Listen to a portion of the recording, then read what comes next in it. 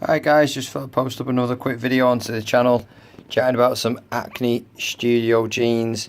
These are in for a minor crotch repair. Now I just thought I'd talk generally about the jeans. They are pretty well made, to be honest.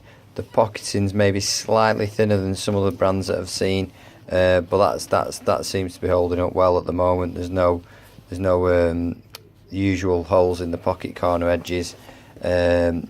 These ones are made from a 98% cotton mixed with a 2% this is polyurethane. I'm guessing it's some sort of elastane, which gives them a little bit of stretch to them, as you can see there. So with that said, normally when they do have a bit of stretch to them, they do fit very well out the packet, so to speak, off the rack.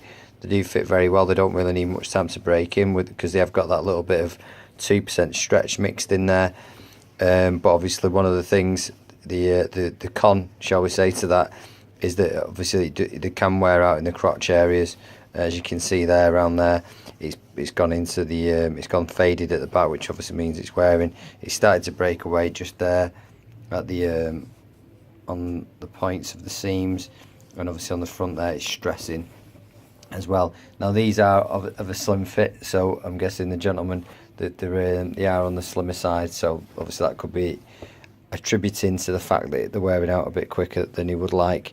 So yeah, so if you've got any questions, I'm going to be working on these. I'll be putting a before and after picture up on my Instagram page, which then goes to my Tumblr blog account as well. All the links are on the main website, which is www.thedenimdoctor.co.uk.